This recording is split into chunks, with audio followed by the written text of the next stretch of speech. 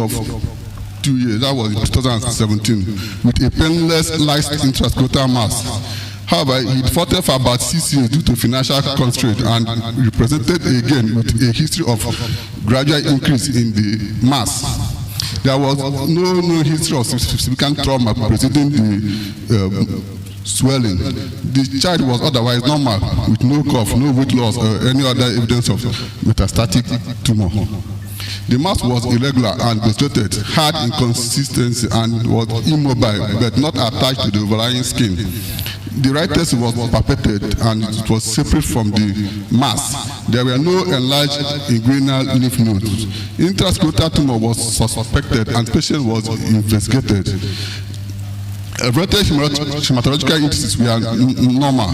This is the photograph showing the mass. Then this is another one, another view. Then the scrotal ultrasound was done, which showed that the mass was not attached to the testes, and it appears heterogeneous with areas of calcification. The largest of them measured 1.75 by 2.7537 cm. The right testicle and the epithelium were separate from the mass.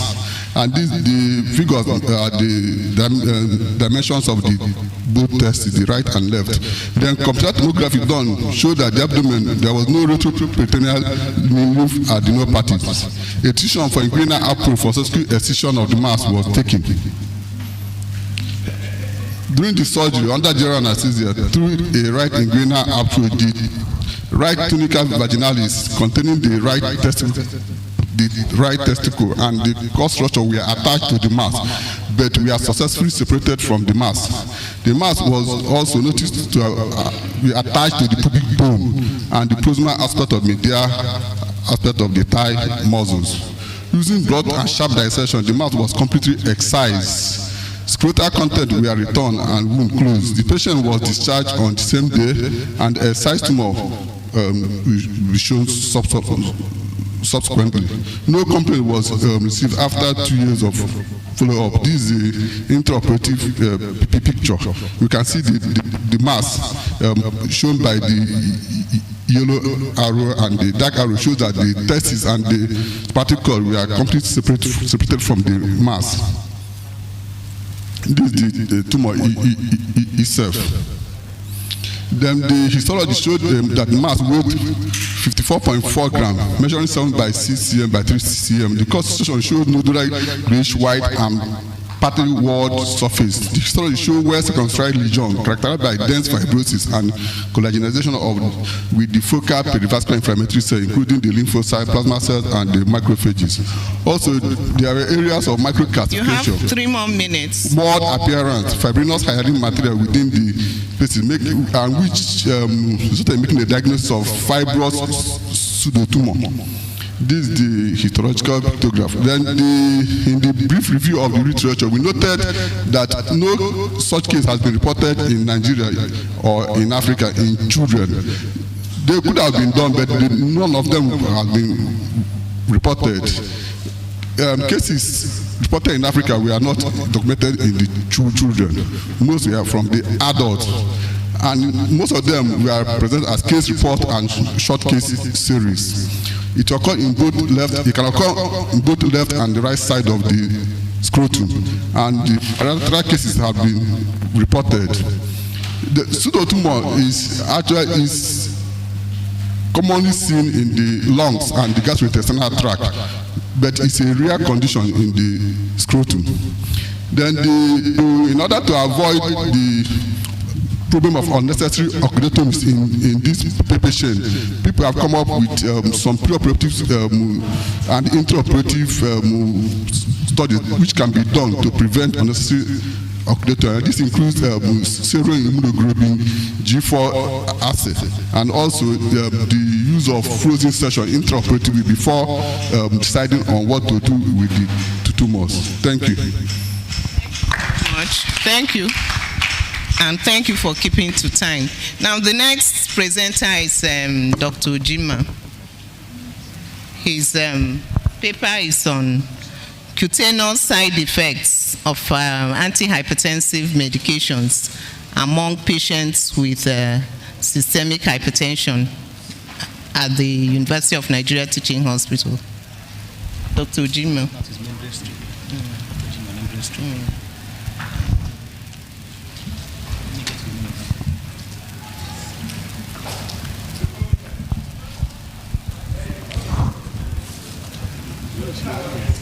Please write down your comments and questions. We'll take that later after the presentations.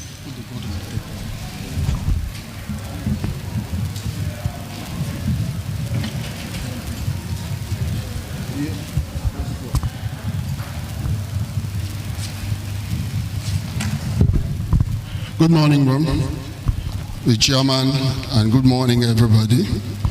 I'm here to present cutaneous adverse effects of antihypertensive medications among hypertensive patients in Enugu State, Nigeria.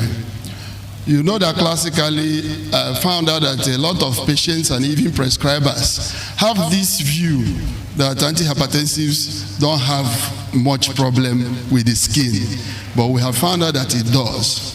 And in this our time, from beginning of introduction of antihypertensives, with the introduction of sodium thiocyanate, side effects was a major problem with that drug.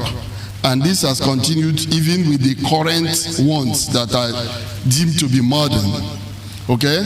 Antihypertensives are widely used, and so we should all be very much interested in what is going on as it pertains to the prevalence of use of antihypertensives. With increasing prevalence of hypertension, the use of antihypertensives will become more common, and they are multi-therapy.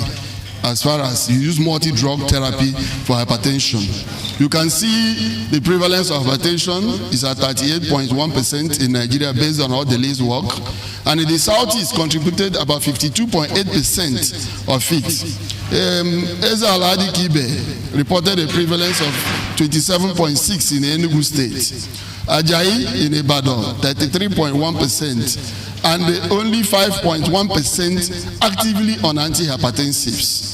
So those on antihypertensives are quite low, but we need to do. No data was found for active use of antihypertensives in Enugu and Southeast Nigeria, so we have a place to fill in a vacuum. An adverse drug reaction is an undesirable effect of on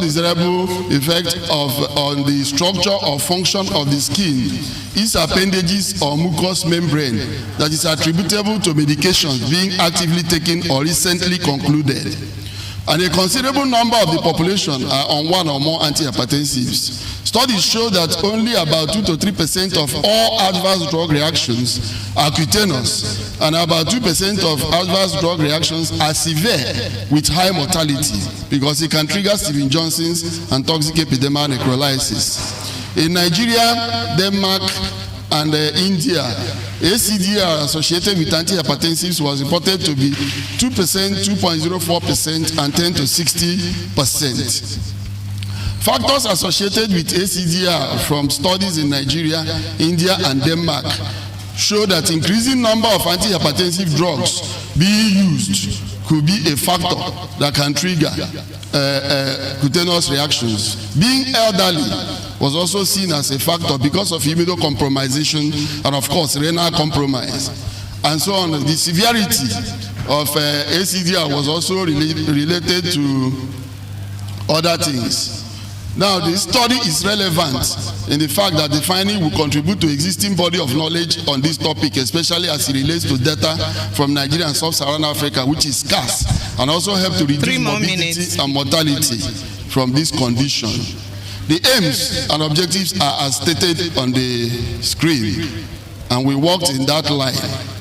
Now, the materials we use is a cross-sectional descriptive study conducted at the cardiology clinics of UNTH between January and December 2024 among consenting eligible hypertensives. The eligibility criteria are as underlisted. Now, the researcher and his trained assistants administered the pre-tested questionnaire derived from the findings of Ranuga and Betkema questionnaire to the 71 recruited subjects. Subsequently, their skins were examined properly, diagnosis made clinically, and those with ACDRs were given treatments without further charge. as their benefit. The data collected was properly analyzed as stated, and the means and everything used, p-value was less than 0.05, and the results were presented in tables and charts.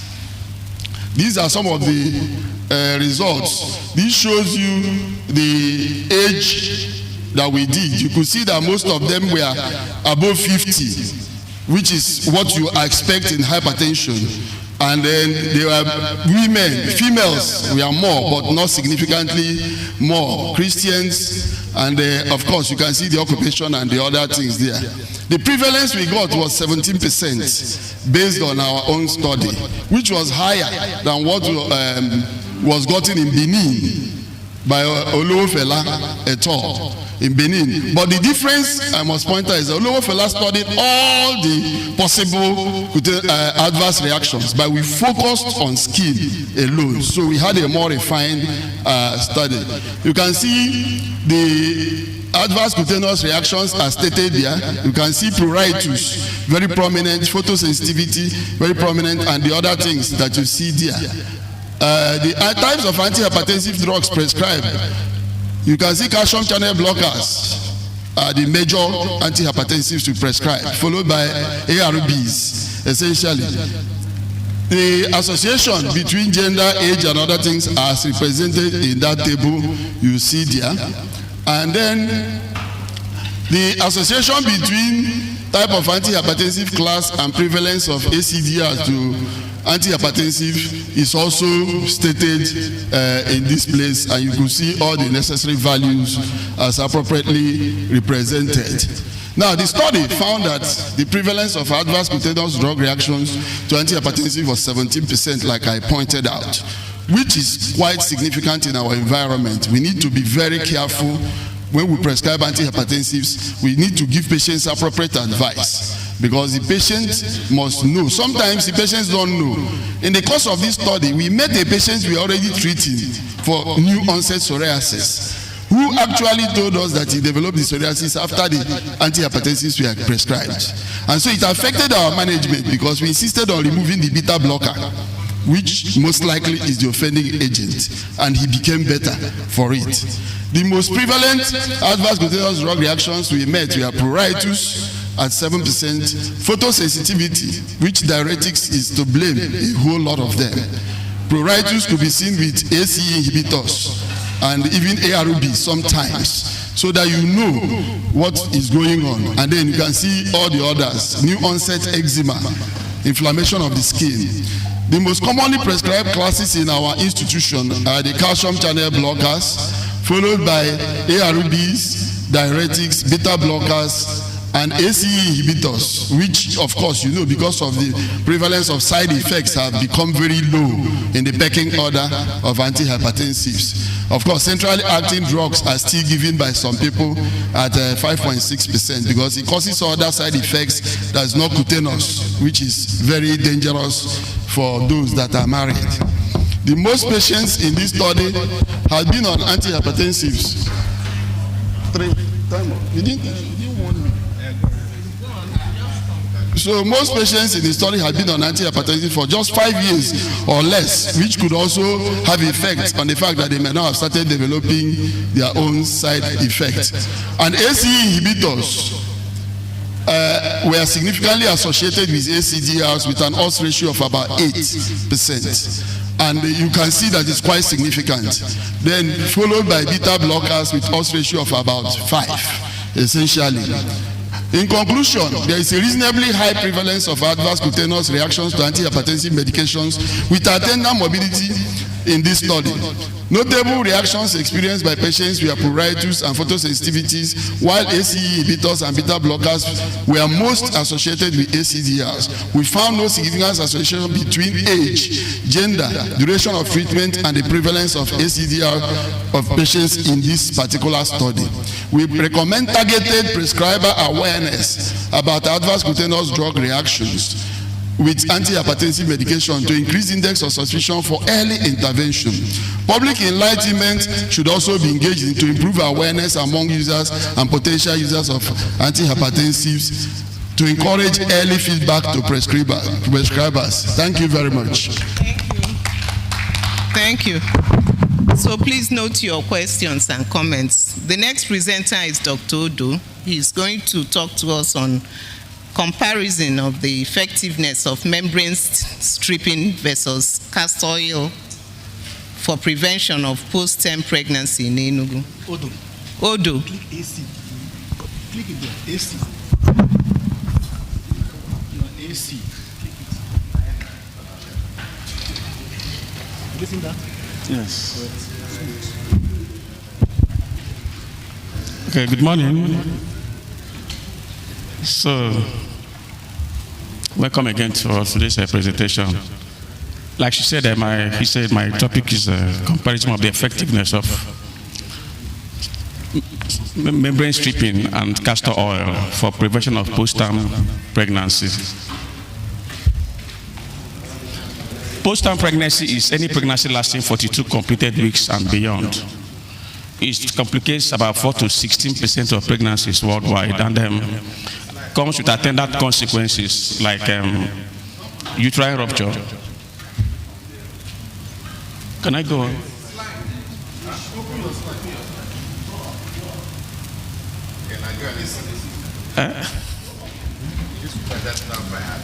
It's not, no, it's there now.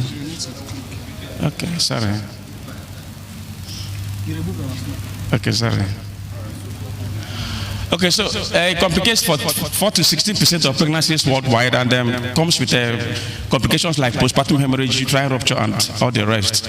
Now, its main prevention is by induction of labor, and you have two common methods used for that: the natural methods and the formal methods. The formal methods use typically oxytocics, while the natural methods consist of membrane stripping and castor oil, use of castor oil.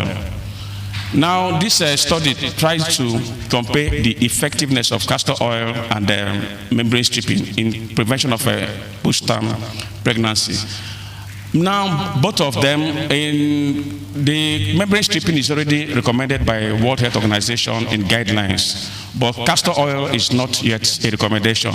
But then it has become so popular that, pregnant women use castor oil without the doctor's prescription. Now the doctors don't have that courageous counseling. There's no data to back up their courageous counseling. So it gave birth to this study. So population was drawn from pregnant women attending antenatal clinics at University of Nigeria Teaching Hospital in Enugu and Mother of Christ Specialist Hospital. It consisted of those between 40 to 41 weeks gestational age, those who attended antenatal clinics there and who also delivered there. So methodology, don't mind the very long slide. I'm going to be jumping so many of them because it was not summarized. Exclusion criteria included those with term contractions, on short dates, allergy to castor oil, term premature rupture of membranes, and of course those in labor were also excluded. It was a randomized controlled trial that randomized the participants into 3 major groups: Group A, Group B, and Group C. Group A received only membrane stripping, Group B received castor oil, and the third group, the Group C, did not receive any intervention because they served as the control group. Now, after the intervention, they were followed up for onset of labor, and their data collected with profile used for the study. Sample size was calculated to be 70 per group with appropriate formula. Data analysis was using SPSS version 26. And the results included, as you can see from the slides, the results. Most age groups were between 20 to 34 years. The mean age across the groups were about the same thing. And then other details are as found in the social demographics. Then the main study itself, before the commencement of the study, Bishop's score was taken just to be sure that there was no sign of labor. Bishop's score across the groups were essentially the same thing. Onset of contraction was noted to be fastest among those that received castor oil. You have 37.1 of them that went into labor after receiving castor oil. Similarly, diagnosis of labor was also fastest among those that received castor oil. But an interesting development here, that's the obstetric parameters there. An interesting finding here is that, even though the castor oil was fastest in its commencement of action, membrane stripping had a more prolonged action. So even though the participants that received castor oil went into labor first, in the end, those that received membrane stripping still ended up being more than those that received castor oil. Though when compared together, there was no difference between their effectiveness. The table 3 there shows the association between membrane stripping, cervical, and castor oil. You can see that those who received membrane stripping were about 5 times more likely to go into labor than the control group. Those who received castor oil were about 3 times more likely to go into labor than the control group. But an interesting thing is that, at analysis at the first 24 hours was almost showing that both of them were about the same thing, about 3 times, both for membrane stripping and castor oil. 2 more minutes. After 48 hours, the difference now came in. But then, when compared between both of them, there was no difference in their effectiveness. There was difference actually, but then it was not statistically significant. Then table 5 and 6 shows there's no difference in maternal complications and fetal complications between the 2 groups. So, conclusion, membrane stripping and castor oil were both equally effective in prevention of postpartum pregnancy. There's no difference in their effectiveness. Both membrane stripping and castor oil had the same maternal and fetal outcome or complications. Castor oil recommendations, castor oil should be considered in at least our local guidelines for prevention of postpartum pregnancy. With the data supply so far, it can mean that yes, we can courageously encourage these women to use castor oil at the required gestational age. It is also recommended that further studies are done. Of course, the 2-center study may be a limitation to a policy-changing study. So, more studies with more centers are also recommended.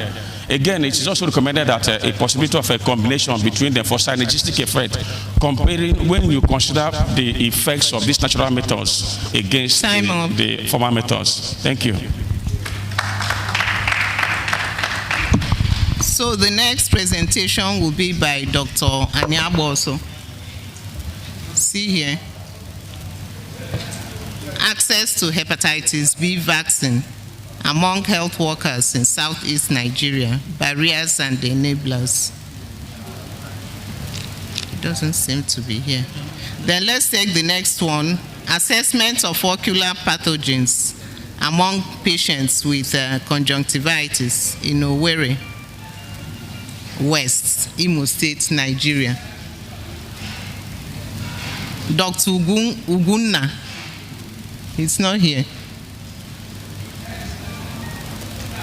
So what do we do? Maybe we take some of the comments. No, it ends. Yes. So that will be the end of the presentation. So we call the presenter. That's the first session.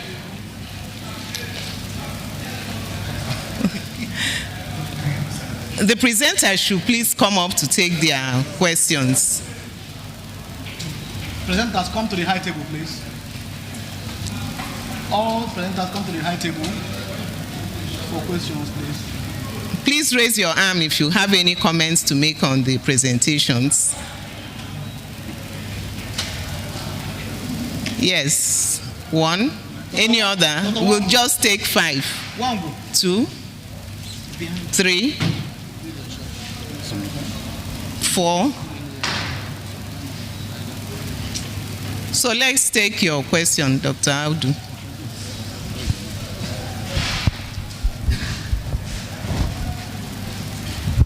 Thank you very much for the clear, very lucid presentations. My question is for the first presenter. Just to find out if there are risk factors for this very rare extratesticular pseudotumor that you described, and what are the diagnostic, if there are diagnostic criteria, risk factors, diagnostic criteria for this very rare tumor that you described, or pseudotumor that you described. Thank you. So, the next question.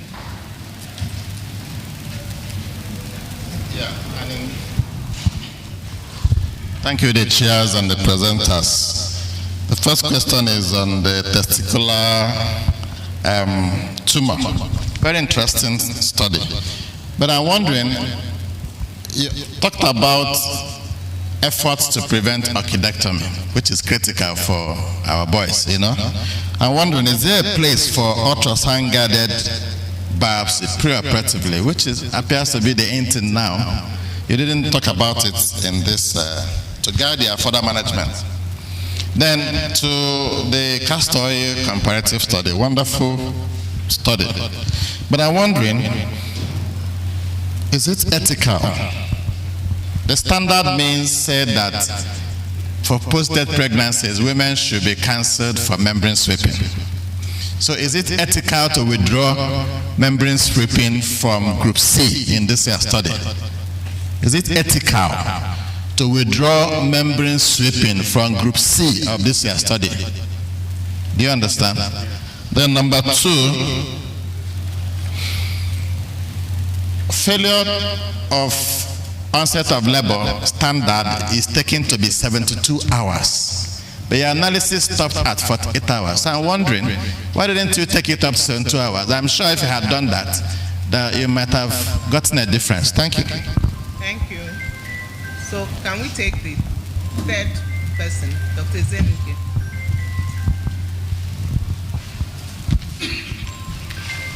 Okay, thank you, the presenters. My question is just for the second presenter, Dr. Jim. I just wanted to ask how you actually established that these skin lesions were due to the various antihypertensives and not coincidental skin lesions. Did you arrive at that? Then it would have also been good to know the antihypertensives that cause these skin lesions more than others. Like you mentioned the photosensitivity, the eczemas and all that. Were each of them more with a particular type of antihypertensive than others? One would have liked to know that. Thank you. Next. One more question. Okay, we have a few times.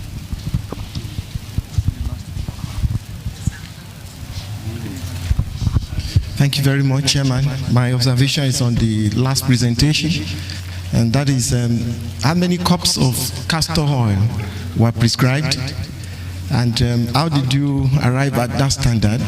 Maybe if more has been given, there would have been better report. Then to also suggest, I'm sure your conclusion also made inference to that, that in the next study, combination will be very nice to study. At the same time, I have this feeling that if you do more large number, that will increase the power of the study, and probably the difference between the membrane sweeping and that of the castor oil will be wider enough for... Hello? Sorry, I didn't get that.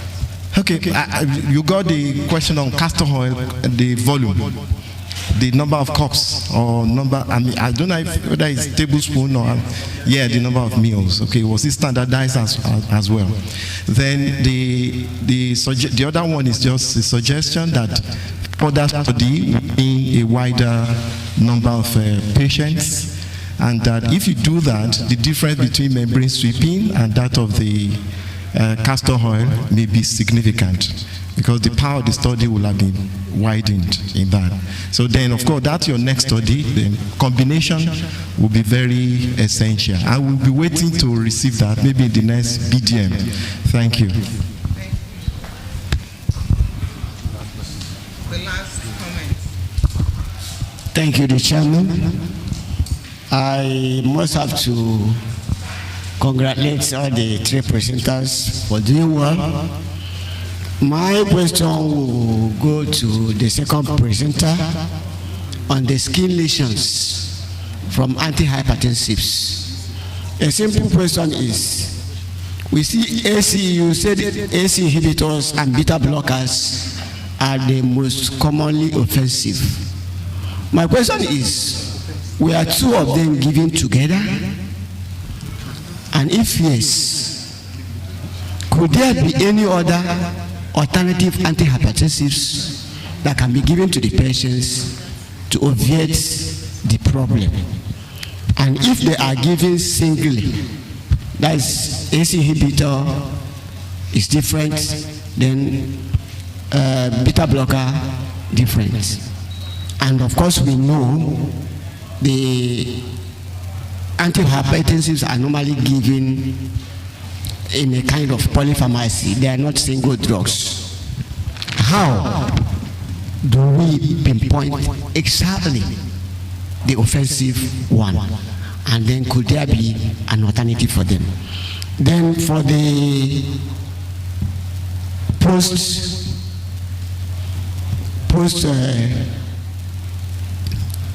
for the membrane and the castor oil usage for prolonged labor, prolonged pregnancy. The question is, membrane stripping is a standard procedure, and now we're coming up with castor oil usage. Assuming both of them have been proven to be effective, which among the two is simpler to administer? Thank you. Thank you very much. So over to the presenters. Okay, thank you for the questions and comments. We'll start with the second question I have. Is there any need for doing ultrasound guided biopsy? The problem with scrotal or testicular masses essentially is because the test it takes its supplies, even the lymph node drainage from the para-aortic lymph nodes, and the principle there is that you don't want to connect the lesion within the testis to that of the scrotal skin, so that you don't upstage the tumor. So doing a needle-guided biopsy is usually contraindicated. So that's why also the surgery for suspected scrotal tumor, you don't go through the scrotal route, you go through the inguinal route, so that you can take off the drainage before trying to deliver the tumor to avoid spread. Then the other question is on diagnostic criteria to avoid the unnecessary orchidectomies. Yes, this is a condition that is real. So there hasn't been any wide studies on that. But however, the attempt that have been made is, first of all, the main thing is to do scrotal ultrasound. That's the main diagnostic criteria.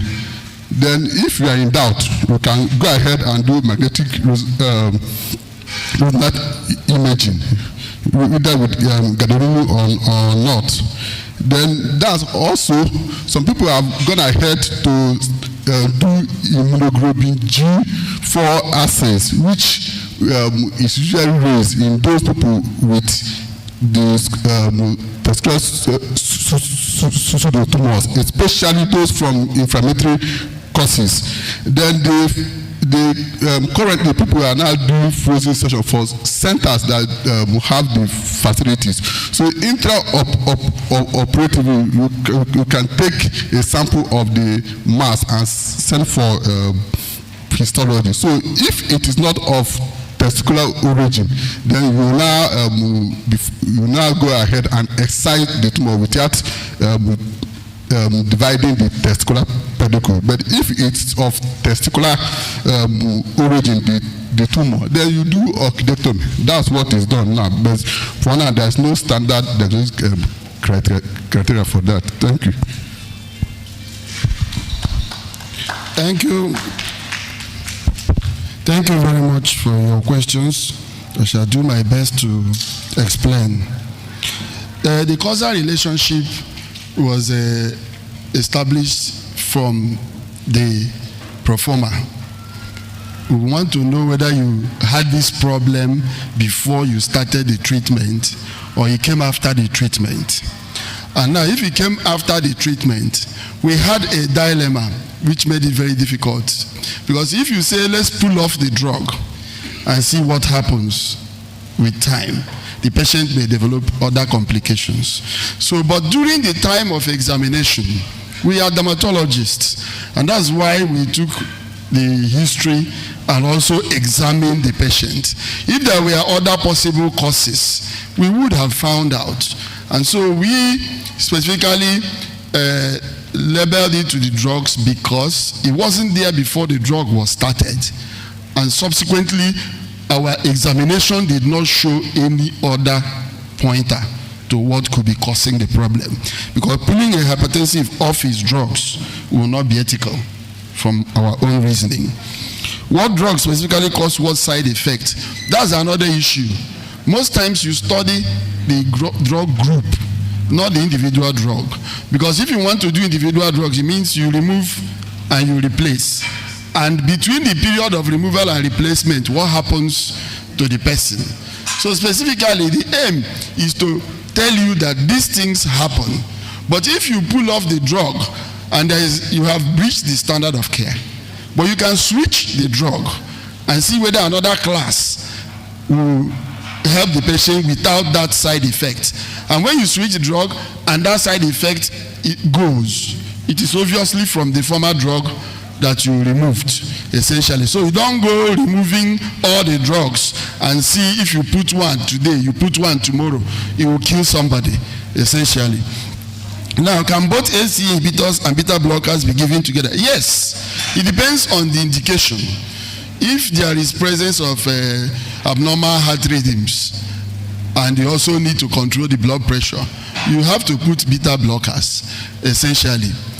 So polypharmacy, like you mentioned, sometimes even a third drug or fourth drug could come in. But the message is that things can go wrong. And when it starts going wrong, please pull back or seek help. There are pharmacologists, there are dermatologists who can help to give you advice. We have had incidents of our psoriasis patients developing high blood pressure and getting worse. Because when they go to the cardiology clinic, they will be given beta blockers and everything will go haywire. Because beta blockers is responsible for psoriasis in many cases based on previous studies and also worsening, exacerbating psoriasis. ACE inhibitors, urticarias, photosensitivities, and so on and so forth. Even calcium channel blockers can cause edema of the legs and headaches and other things. So it is vital for us to be aware that these are possible. Thank you very much. Okay, thank you for your questions and observations and corrections. I'll start with, Prof, I'll start with your question. You were worried about ethical issues, about denying patients a chance to have membrane stripping. Well, strictly speaking, the study did not deny them a chance to have membrane stripping. Remember that, in fact, most of the participants were recruited between 40 to 40 plus 6. And then from literatures, we know that you want to do a formal induction of labor maybe from before 42 weeks. So now those that received castor oil, why we stopped at that point is because, I allowed 48 hours. So by 41 plus 2, you are already free to get a membrane stripping before any formal induction with oxytocin. So, they were allowed, those who didn't respond were allowed to also get membrane stripping before proceeding to formal induction. And your second question, maybe I will relate the two together because your second question says commencement of labor 72 hours. I'm afraid it's a bit different from the literatures I got because for castor oil, they said the peak of action is between 6 to 12 hours. And then for membrane stripping, they were looking at 8 to 16 hours peak of action. So what did I do? My target was to, even if it takes 24 hours to get to peak, give another 24 hours to get the results. Now, if beyond 24 hours after peak and you're not getting results, it probably may not even be, if any labor coming then, may not probably be even from the intervention. And again, in support of that is, in fact, most of the cited literatures ended at 24 hours. Most studies checked labor at 24 hours. But when I got that information about peaking 18, 20 hours, I started to give extra 24 hours to make it 48 hours, believing that anything within that period is attributed to that intervention. Again, the 72 hours thing may also become a problem, because if you give those in membrane stripping 72 hours, it's now going to encroach into the ethical issues you are talking about, because you may now deny them a chance to have membrane stripping that's already recommended by World Health Organization. I think I've addressed your own worries. Then you wanted to know the volume. I didn't state for want of time, and I had too many slides there, so I apologize for that. We specifically used 60 mils of Bell's castor oil to ensure uniformity. We didn't just get any castor oil and directed. It was all through directly observed therapy with 60 mils Bell's castor oil. That was what was used. And okay, your second question says, okay, for that study, I think I mentioned this as part of the limitations of the study. This is a study that borders on policy change, and a randomized control trial at that. So, naturally, if you expand the population, is better. Even if you get into rural centers, because the whole idea is this membrane stripping and the use of castor oil will even benefit more the rural centers, because the ordinary health workers can do this. The membrane stripping, you're looking at doctors and specialists, but other health workers can easily do castor oil and that intervention. Besides, it doesn't come with other complications. The final question says, between both of them, which one is membrane stripping? If why patients are now taking castor oil without prescription is because it is better for them. Membrane stripping comes with a whole lot of pain, and the knowledge is outside there among the pregnant women that this is very painful, and it's more invasive, it violates privacy. So they feel more comfortable, just sip this. In fact, some of them will come and tell you in labor, when you're clocking that, they have taken castor oil, and then because you don't have data, you are not confident to say, why did you take this, or why did you not take it, so. But between the two, castor oil is much, much better, and it is why we recommended that it should be included in guidelines as well. Thank you. Okay, thank you very much. I must thank the presenters for their very lucid presentation. The first was a case report which created awareness of a very rare condition in children from these parts. So this kind of sensitizes us to have a high index of suspicion. Then the second paper on cutaneous side effects of antihypertensives also creates awareness. I think it's a kind of pilot, so we need to design better studies and well-powered studies so that we can come up with better recommendations. And the last, of course, very interesting paper, for the community, and I think this study should be expanded to a better powered study, because it will help us in our primary healthcare system delivery. So thank you very much. I must thank the audience for coming time. I think we've done well with time anyway. Thank you very much. And I must thank my co-chair for also supporting me. Thank you. Yes. Okay, thank you very much. We will not, thank you, you can go down. So we're not going to have any recess. We'll start immediately with the second session for the sake of time. So I call upon Dr. S.A. Sani, safety and accuracy of ultrasound-guided core needle thyroid biopsy among patients with goiter. a prospective study from Abuja, Nigeria. But before that, I want to call up our chairman for the second session, Professor Otanisi. Professor Odosola, are you here? You're welcome, ma. Please come up. Then Professor Helen Okoye, are you here? Professor Okoye, are you there? You're welcome. Chairman, sir, we are very grateful for the time you have given us. We highly appreciate. So, Dr. Sani, are you here among us? Yeah, just go to AF. Click. Okay, it's already on. So, just off it. Go to AF. That's your own slide. Yes. No, extreme.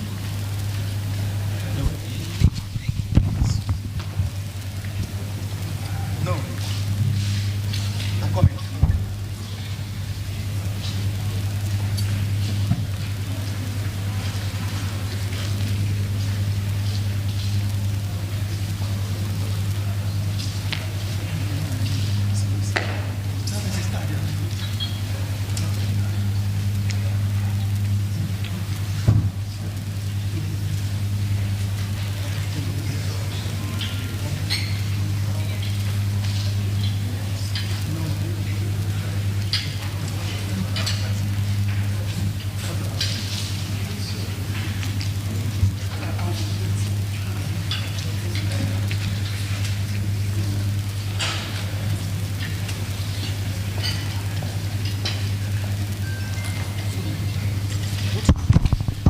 In that order. Let me show you what I did. Don't start yet, a minute. See the order. 6, 7, 8, 9. So we're calling them down order. What about this one? Not the 6, no, it's not. No, it didn't come. It didn't, it was a slide. The last one is 10. This one is page 30.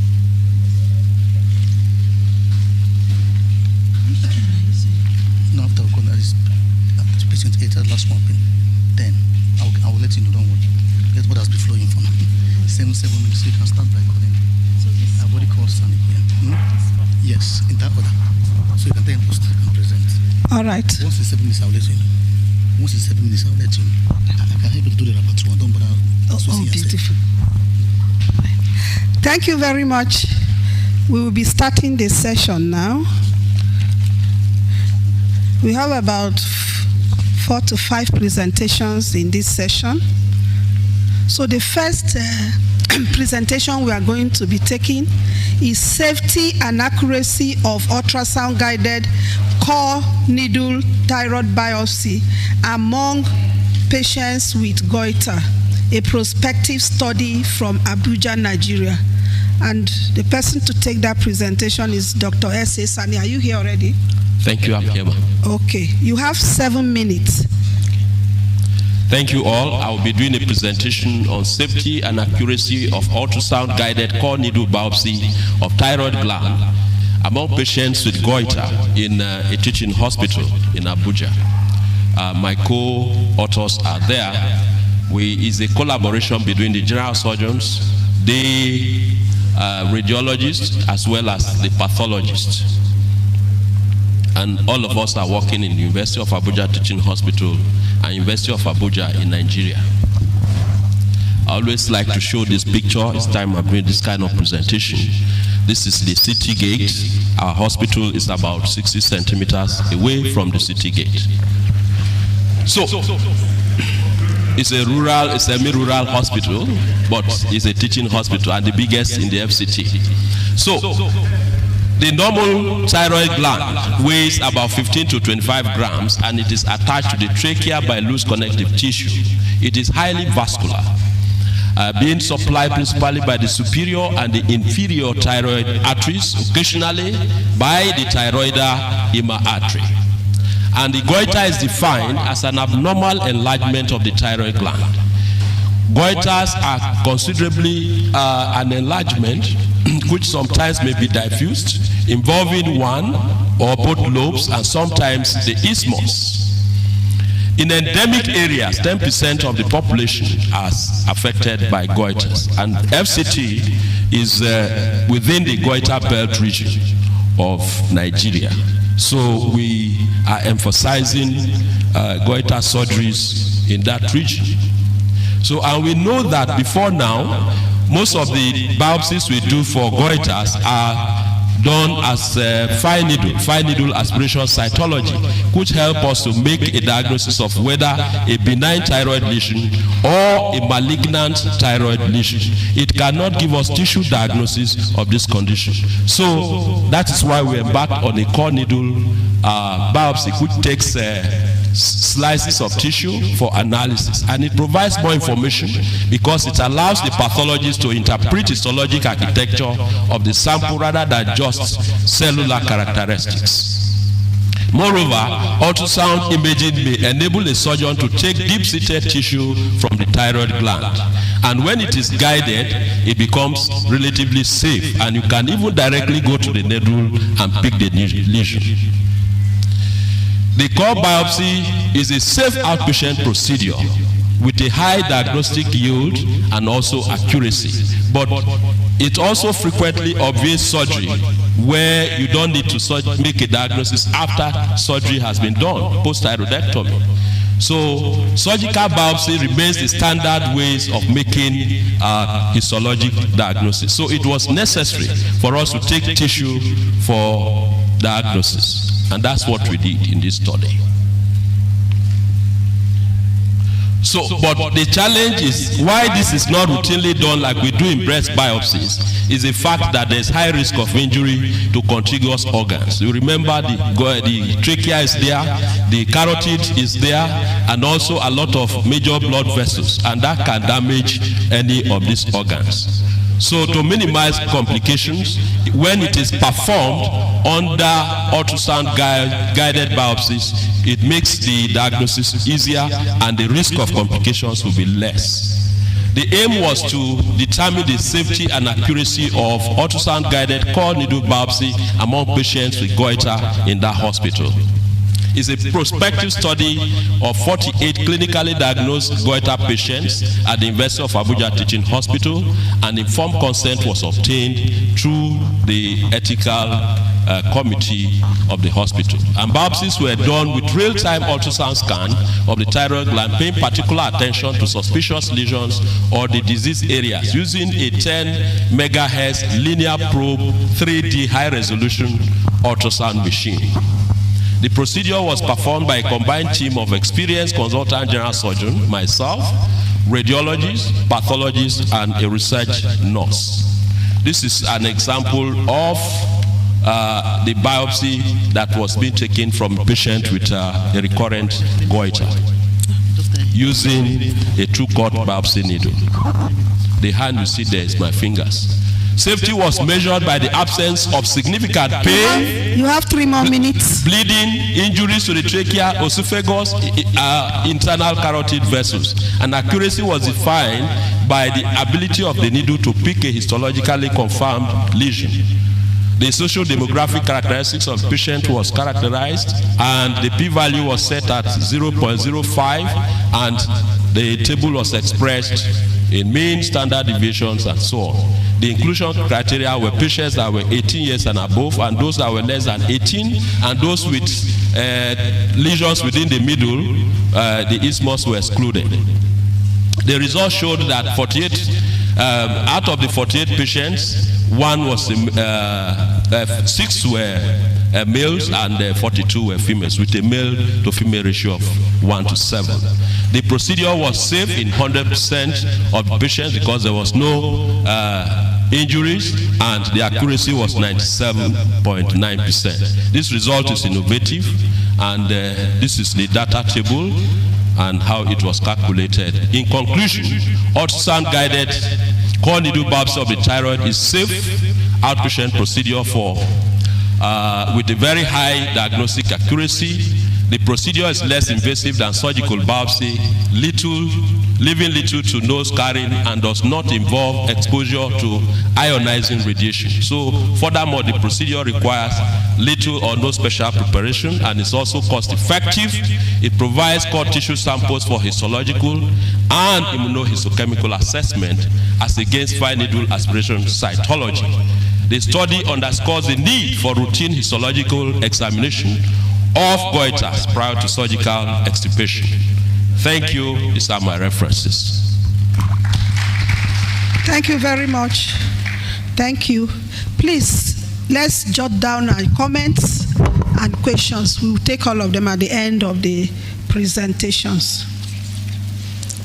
The second presenter is Dr. Okwara Celestine Chibuzo, and he's going to be taking the presentation on hydroxychloroquine and chloroquine in the prevention of malaria in systemic lupus erythematosus. Experience from the University of Nigerian Teaching Hospital, Enugu. You have 7 minutes, sir.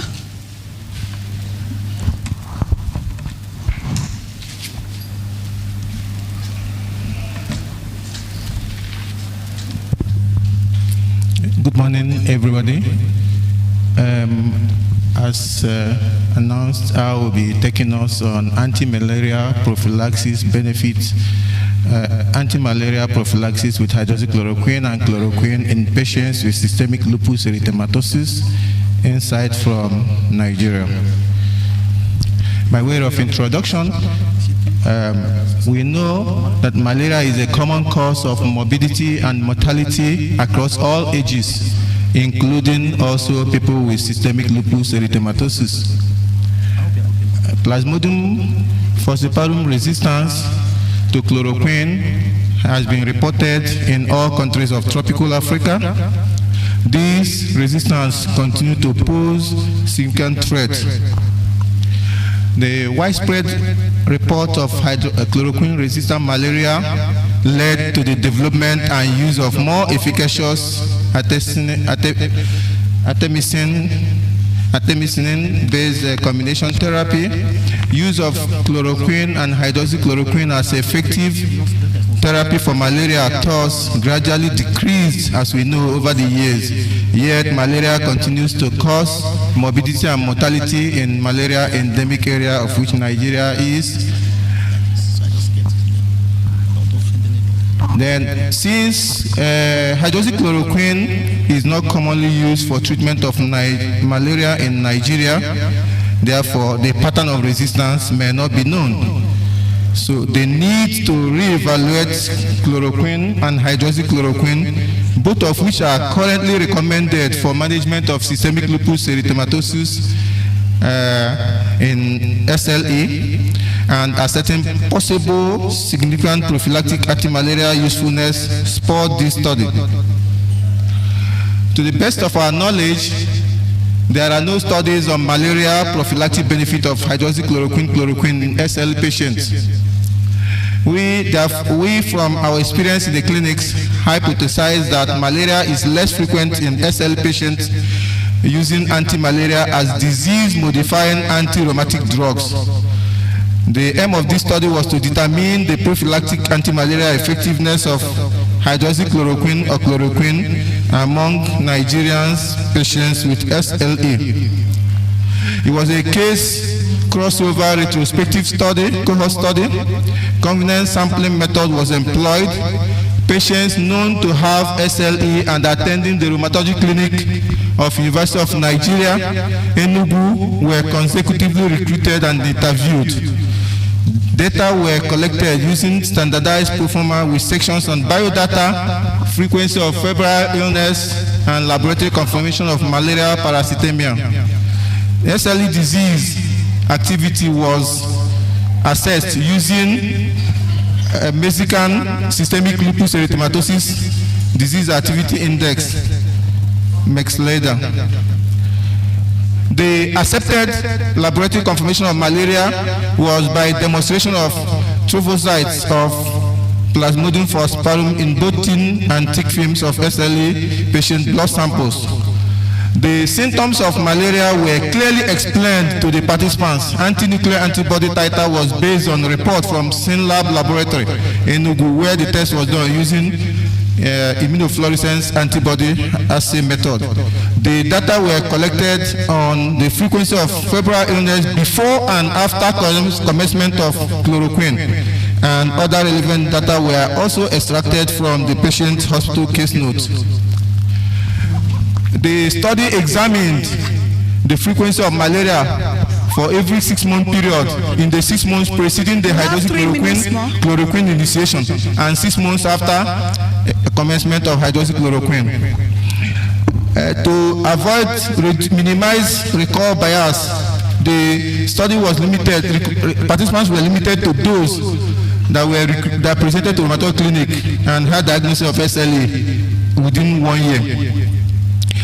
Those that had no laboratory confirmation, irrespective of presence of febrile symptoms, and those with erratic use of anti-malaria drugs were excluded from the study.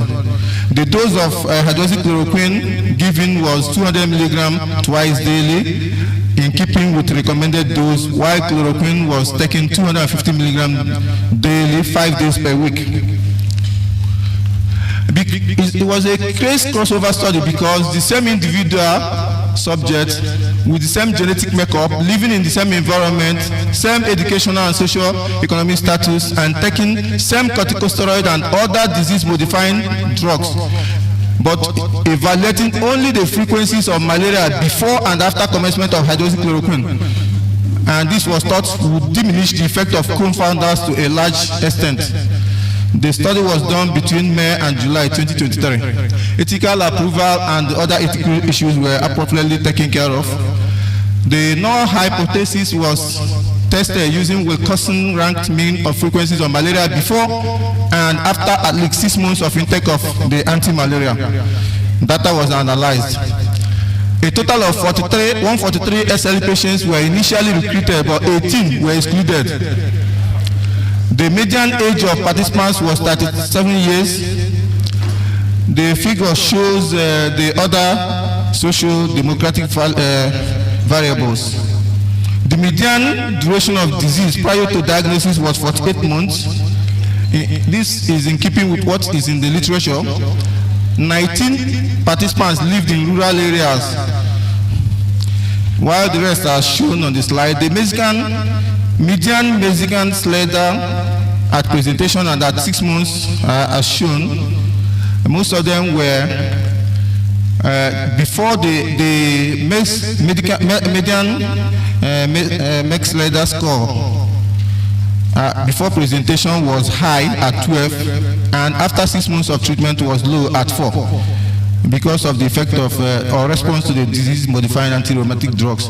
All participants, is of note, had at least one attack of malaria in the first 6 month period, but variable frequencies. But 6 months after commencement, only 21.6%, about 21.6% had no malaria in the first 6 months.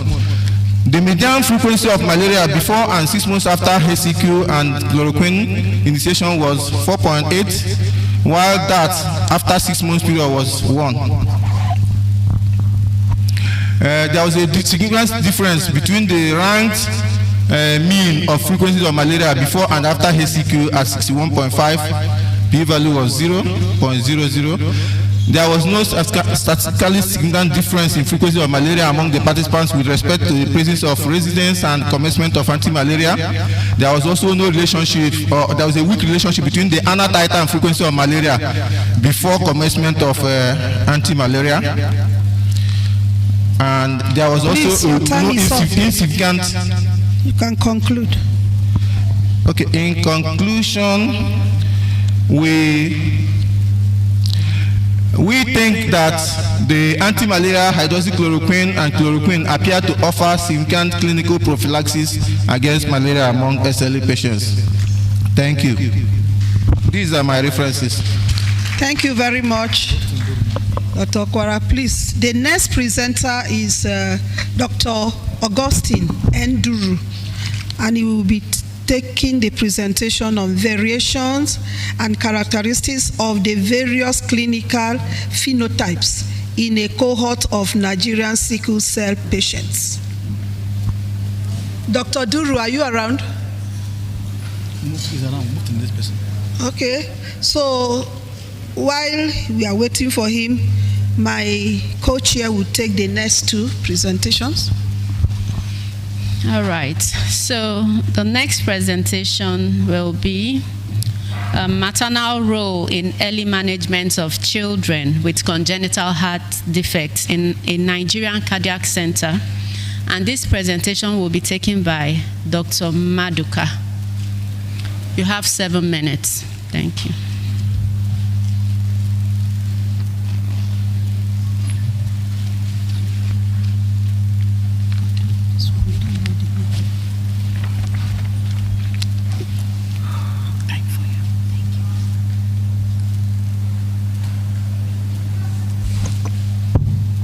You can start. You can start.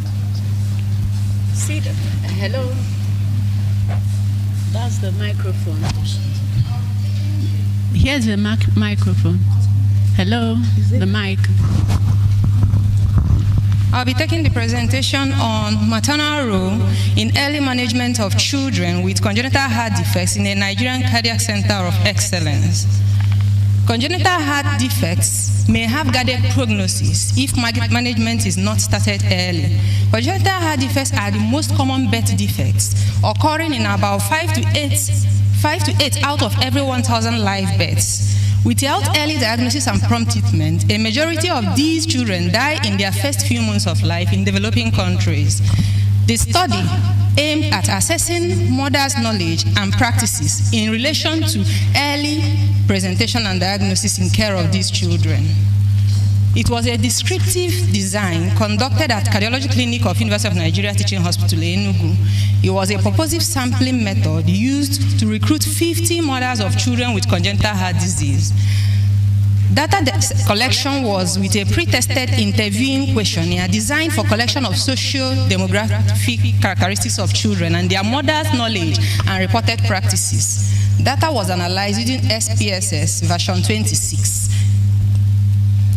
Looking at the socio-demographic characteristics of these children, 58% of these children were noted to be males, 40% were aged less than 1 year, with the highest age group ranging between 1 to 5 years, which represented 28% of the participants. The mean age was 7.4 and mean weight 12.2. Also, on the socio-demographics, the first order birth was noted to have the highest percentage of prevalence.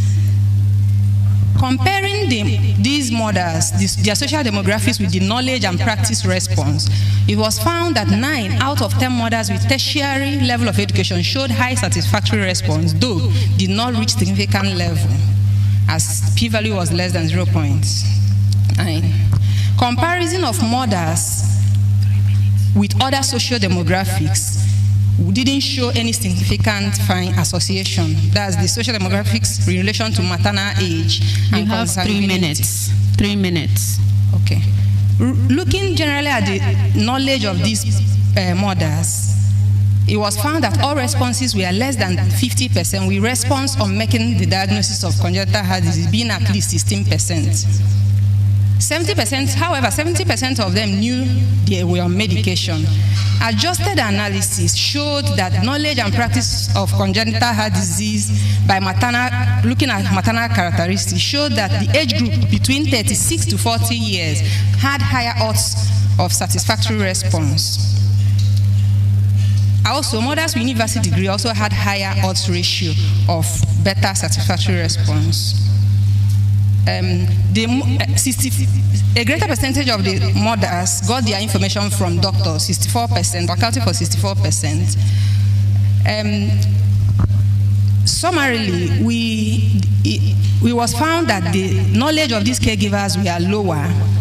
There was low maternal knowledge, and also this led to their late presentation, with most of the children presenting in their mid or late infancy.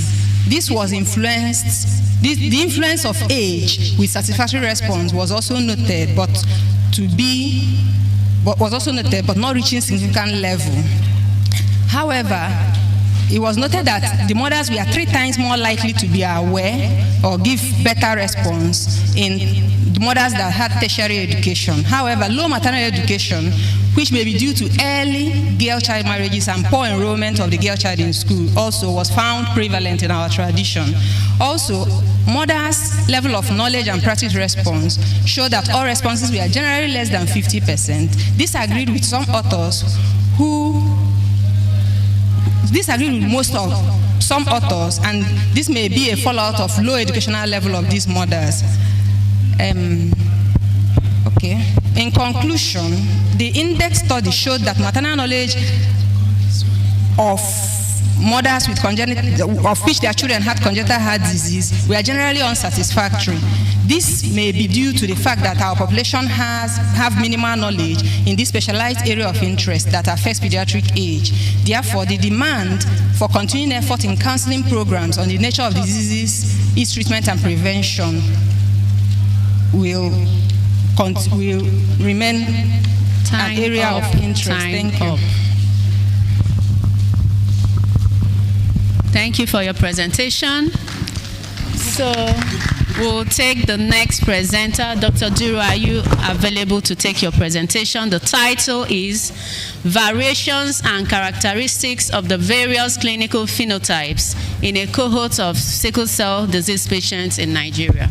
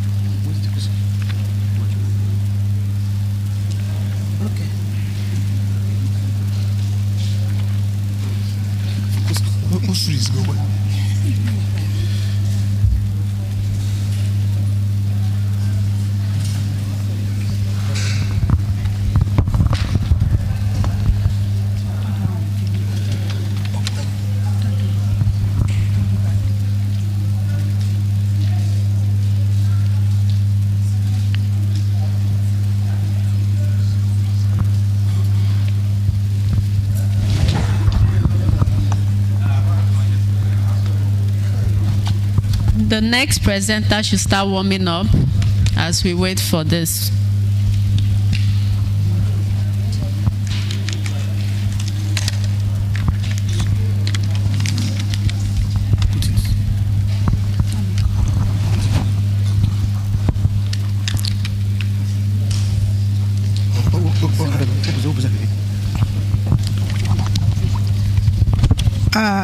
While we are waiting for them to sort out that issue, the author for outcome of dental distal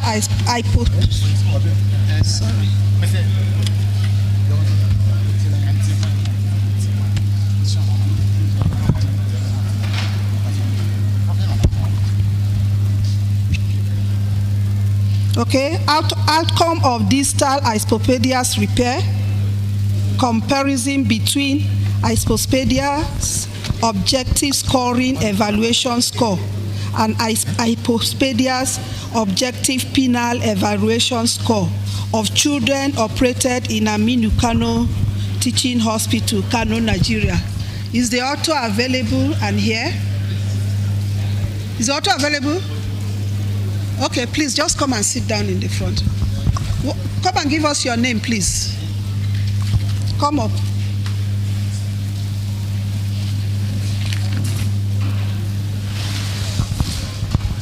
Dr. Duru, are you ready? Yes.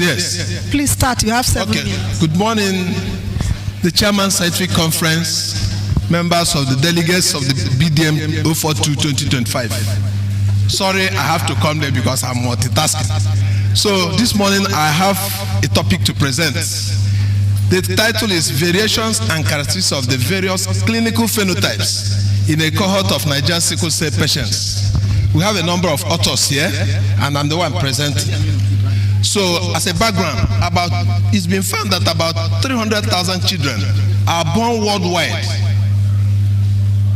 every year, and they are affected by sickle cell anemia. Out of this 100,000, out of this total number, 100,000 are born to Nigerian parents. Because of this, it now makes this inherited disorder a public health importance. Red cell lysis, consequent upon hemoglobin crystallization and repeated cycling, leads to anemia and baseline strain on the hemopoiesis.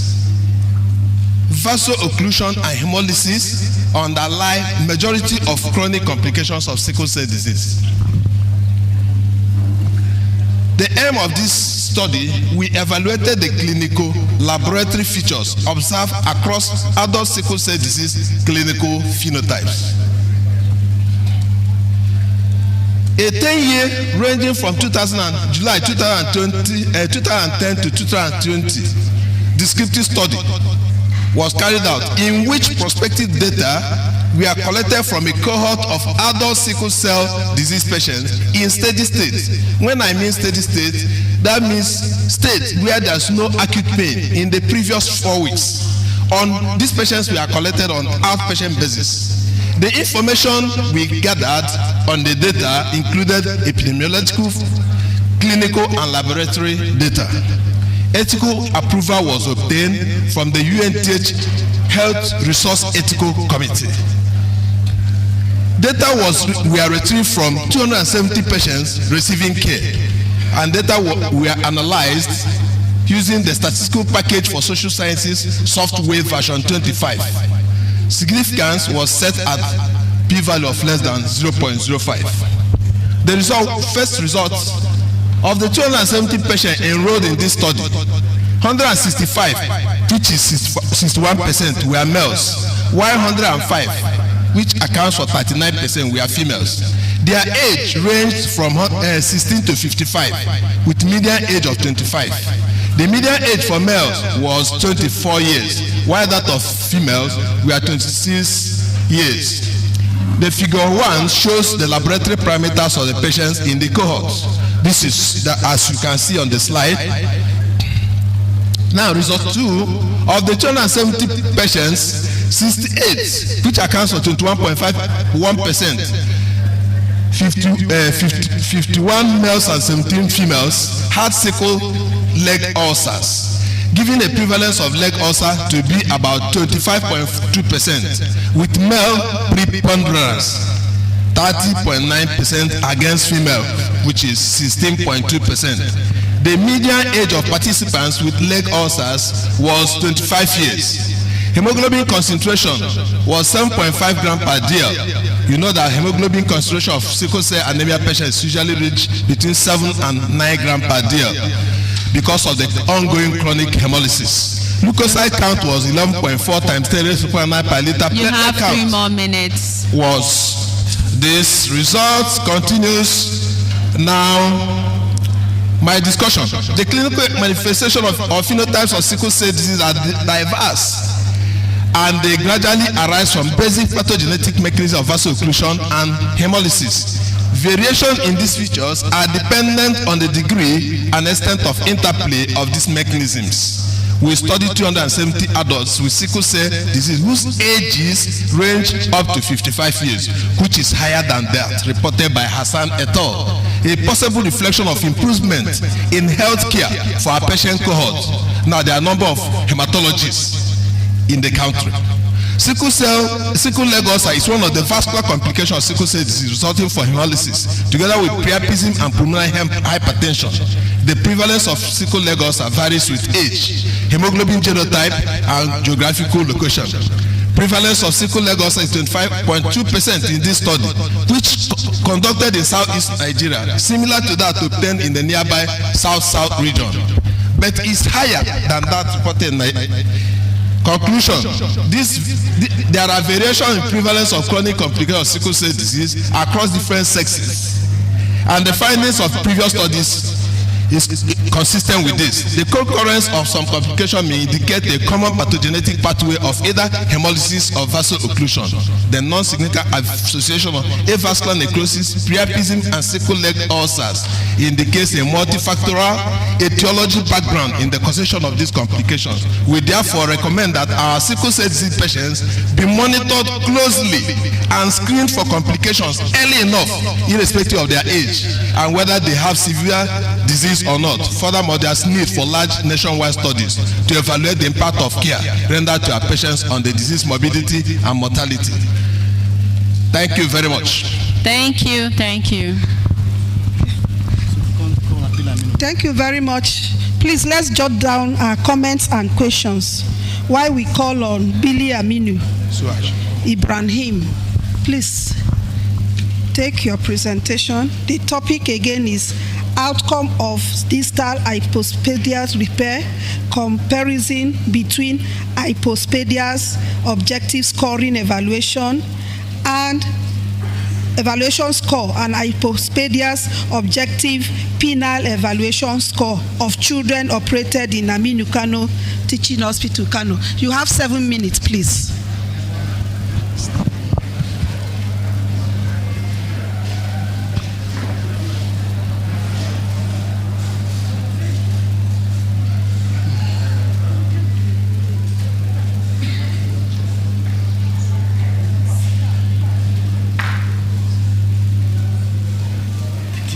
Please, can we start? No, ma. It's not very good. I saw it's not shine. That's the one as well. So 7 minutes. So 10:20. Look at my pen.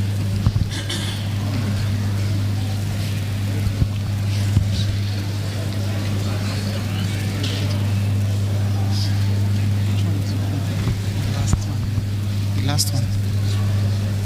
This one. So, all right. Okay. Good morning. Thank you, the chair, and good morning, everyone.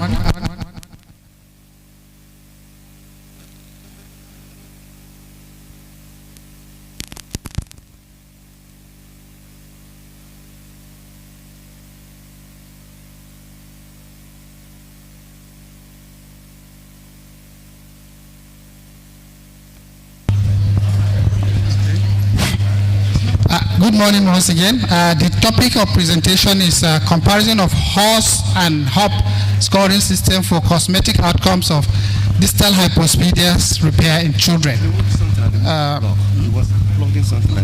As a background, hypospadia is the commonest congenital urological anomaly in children, occurring in 1 in 125 live male birth. And analysis of data available from North America, Norway, and Denmark showed increasing incidence, although similar observation could not be made in less affluent countries. However, not much data is available in Nigeria. Several operative techniques are also available for the repair of these hypospadias, and to date, there is no ideal operative technique. Thus, repair of hypospadia is every patient is individualized by adapting the most suitable techniques. Assessment of cosmetic outcome is very important after distal hypospadial repair because it is the reason for seeking surgical repair in majority of cases. Although some assessment tools have been designed to assess the cosmetic outcome, there is no widely accepted assessment tools. Therefore, hypospadias objective scoring system, which is a scoring system that was developed, is an objective tool designed to assess the cosmetic outcome of this hypospadias repair with little inter-observer variation. Another scoring system was developed by Dutch Hyposphagia Study Group that defined the objective of a penile Please let's evaluation, settle down and minimize the noise. A presentation which is on. utilizes standardized photographs to assess the cosmetic outcome. So in this study, we compare the recently introduced two for the assessment with the previous two, and this was our objective, to compare the Hyposphagia's objective scoring evaluation HOS scores with the Hyposphagia's objective penile evaluation HOP score in assessing cosmetic outcome following repair of distal hyposphagias. The study was a prospective analytical study, and all patients with distal hyposphagias, according to a decade classification, presenting to the pediatric patients within the period of the study and whose parents consented were recruited into study. Ethical approval was obtained from the Aminu Kano Teaching Hospital Health Research Ethics Committee before conducting the study. Consent forms were administered to the respondents after the purpose of the study was explained.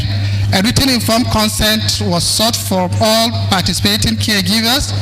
Our data analysis was done using IBM compatible computer software, SPSS 23.0 version of the Windows. Then patients were assessed for cosmetic outcomes using HOS and HOP score at 6 and 12 weeks post-operative periods. The two scoring systems were compared using McNemar's tests. 30 consecutive patients were recruited. The mean age of this patient was 35.17 plus or minus 21.78 months, and the range is 16 months and 9 years respectively. This penile shaft was the predominant location of the urethral meatus in the patient's post-repair, and the mean HOP score of patients was found to be 38.8.7 plus or minus 5.66, and the mean HOS score was found to be 14.18 plus minus 1.2, and there was statistically significant difference in comparing those two, showing that the recently introduced penile assessment, which includes a photograph that other people can be used to assess, has shown a significantly more objective scoring. In conclusion, this study has demonstrated significant difference between the HOS scores and HOP scores in assessing the cosmetic outcome following repair of distal hyposphagias in children in Kano. Thank you. These are some of our references. Thank you for staying within time. Please, let's jot down our questions and comments. Please, can Dr. Nwachuku come up? Nwachuku Ogunna. You were supposed to be in the first, so we are giving you only 5 minutes, please. Yes. The assessment of ocular pathogens among patients with conjunctivitis in Owerri West, Imo State, Nigeria. 5 minutes, your time starts now.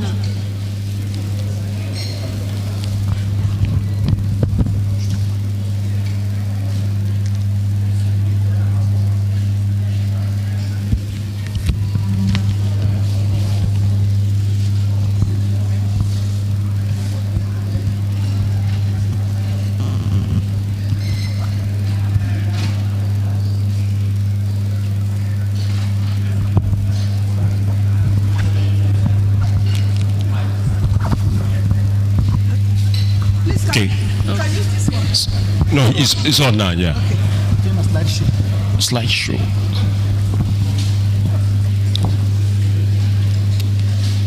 Okay. Slideshow. Thank you. Good morning, all. Just a simple presentation. The presentation is on ocular pathology in conjunctivitis patients in Owerri West, Nigeria, a cross-sectional study. The authors include a host of others, including myself. The outline, just the background, the study objective, methodology, results, demographics, key bacteria isolates, key fungi isolates, age and gender findings, conclusion and reference. Background, acute bacterial conjunctivitis. Please, there's a presentation going common on. Cause of ocular mobility, especially in children. Common pathology, Staphylococcus aureus, Haemophilus influenza, Pseudomonas aeruginosus are also implicated. Burden worsened by poor hygiene, delayed medical care, and safe medication. These are very bad indices. We investigated and found out the distribution of ocular pathology in conjunctivitis patients in Owerri West.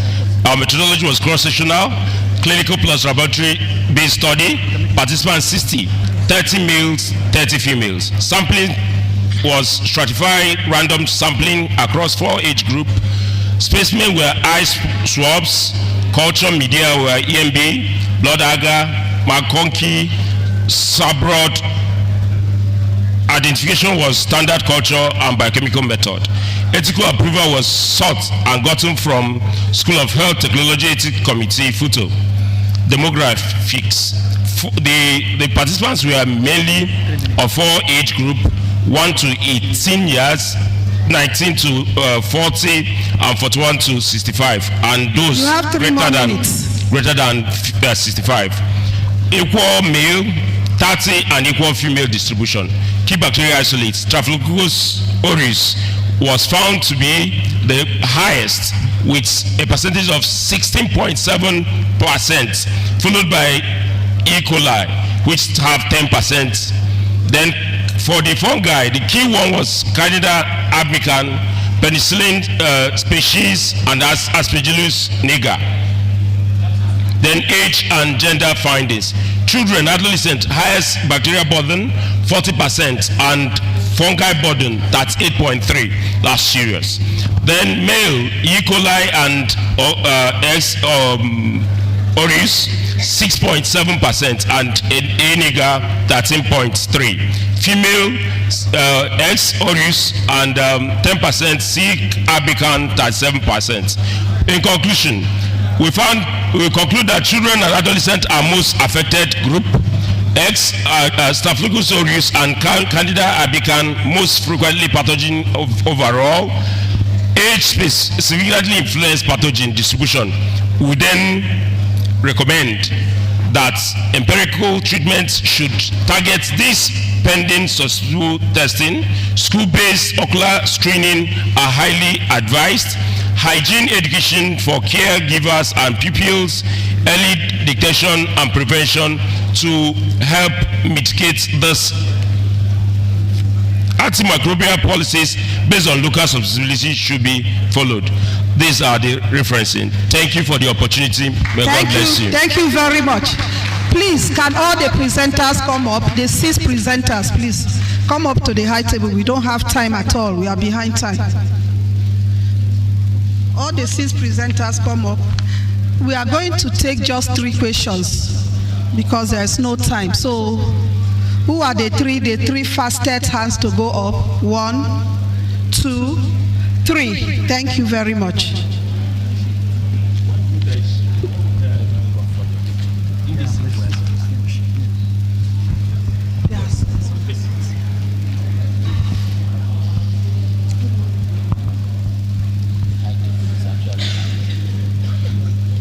Okay, number 1, please, you can come and ask your question.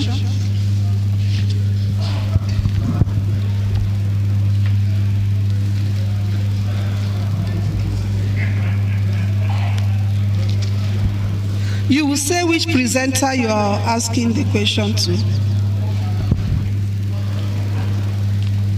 Can I help you, sir?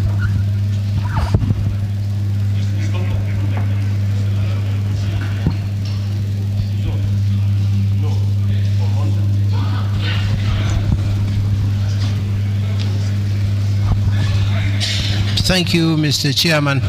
My question goes to the last presenter on ophthalmic infections in Owerri.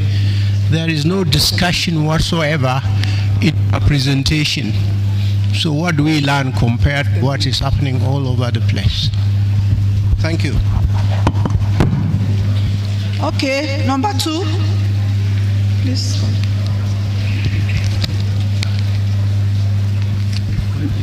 Yes. Thank you, Chair, and the presenters. My question goes to Dr. Okwara. We know that malaria is a seasonal disease. Your study looked at 6 months before introduction of the drug and 6 months after. So I'm wondering, how did you control for the effect of the seasonal disease, the seasonality of malaria in this group? Number 2 is that there is no standard. Malaria infection triggers SMLE issues, I know. But there is no standard prophylaxis. Now I'm wondering, why wouldn't you have done a proper clinical trial in these patients with proper control group so that you know whether the chloroquine really worked? I don't know whether I understand my question. Thank you. Okay, the third person.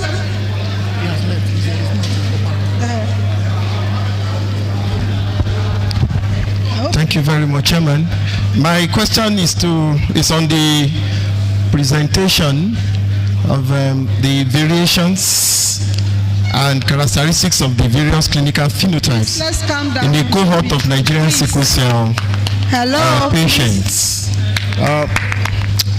Looking at the topic, I was expecting to have different groups, for example, rural and urban, because the part of the conclusion was that there are variations. Sorry, sir. Please, can you take your question again? Who are you directing it to? The noise was too much. Yes, it's the presenter on variations of and characteristics of the various clinical phenotypes in a cohort of Nigerian sickle cell disease patients. You said in your conclusion that environment played a significant role in the variations, but I didn't see, maybe I missed it out, that you compared different environments. For example, maybe HBSS in rural, HBSS in urban, ABSS amongst these dwellers, etc. So I didn't see that in this study, or maybe it wasn't on the slides. So that I will be able to marry it with the topic. I saw the age, but even then, even in the age, I didn't see 1 to 5, maybe 15 to 20, 30 to 50, etc. So that we can look at those variations as being really dependent on the age differences. Thank you very much. However, it's a very nice study. Thank you. So, Dr. Okwara, can you answer your question? Briefly.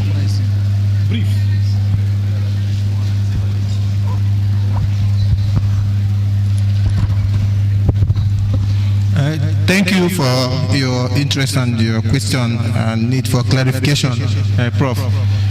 I think it was a case crossover study.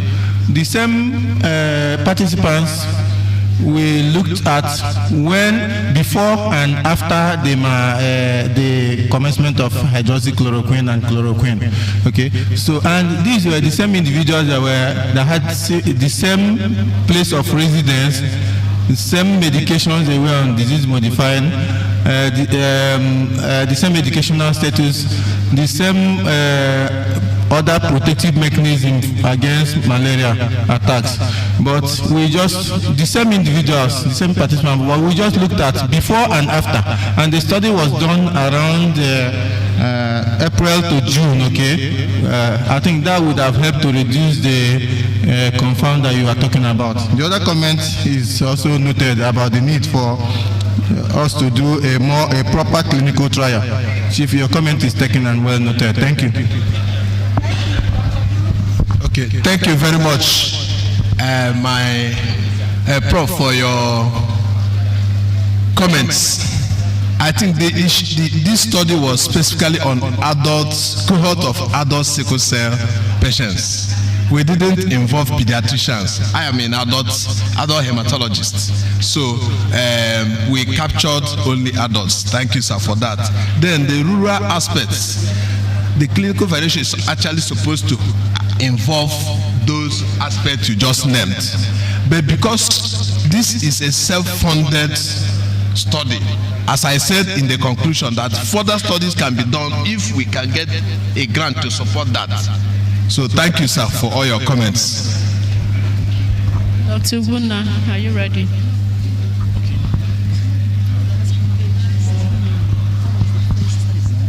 Hello.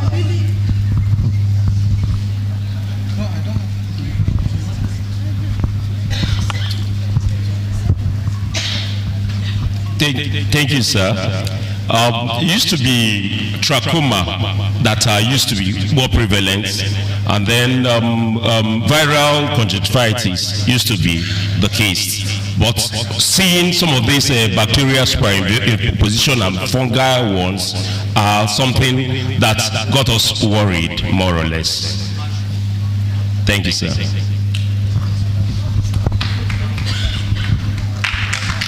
Thank you very much. We'll just take a brief rapporteur's report, a brief summary of all of them. Okay, thank you very much for listening. In the next couple of minutes, we're going to summarize the cases presented in the second scientific session. The first was by Dr. S.A. Sani, presented on safety and accuracy of ultrasound-guided core needle thyroid biopsy. And he noted that the study underscores a very important need for surgical examination of goiters prior to surgical examination. Second one is by Okwana Celestine, who talked about hydroxychloroquine and chloroquine in the prevention of malaria in SLE, experiences from the UNTH to Kozala. And he used 103 SLE patients and noted that anti-malaria appear to offer clinically significant prophylaxis against malaria among SLE patients by the use of hydroxychloroquine and chloroquine. The next one is by Augustine Duru. Augustine Duru presented a case of variations consisting of various clinical phenotypes in a cohort of Nigerian sickle cell patients, and he noted that SCD patients should be monitored closely and screened for complications early enough, notwithstanding their age and whether they have severe disease or not. The next one is by Dr. Madoka that talked about maternal role in early management of children with congenital heart defects, and he noted the following. The study was the study design and purposes sampling, and it means it shows that maternal knowledge of the child care in CHD is unsatisfactory and very much inadequate. The other one presenter is by Ibrahim Bilaminu that talked about the outcome of distal hypospadias repair, and they didn't find out any difference between the hypospadial auditory scoring evaluation and that of penile evaluation score. Then finally is by Dr. Wanchukwu Ubunna that talked about assessment of ocular pathogens among patients with conjunctivitis in Owerri, Imo State, and noted the following. He noted that Staph aureus and Candida albicans are the most frequent pathogens overall, and age indeed influenced pathogen distribution. Thank you, and have a wonderful time. After that, I'm going to introduce somebody on the speaker.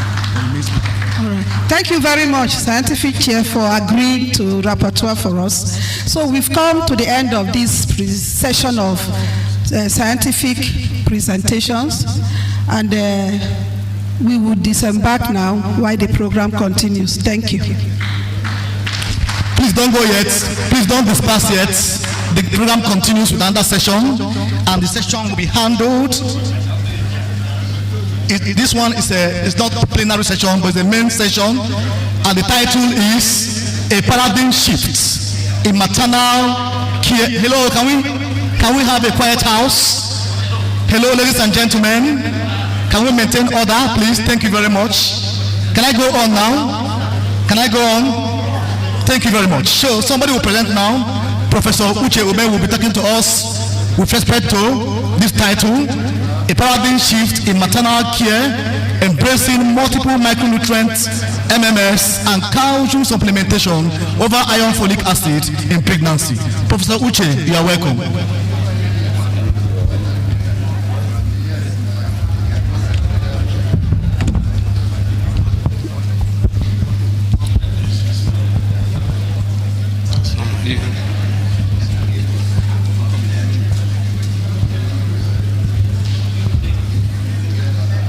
Chair.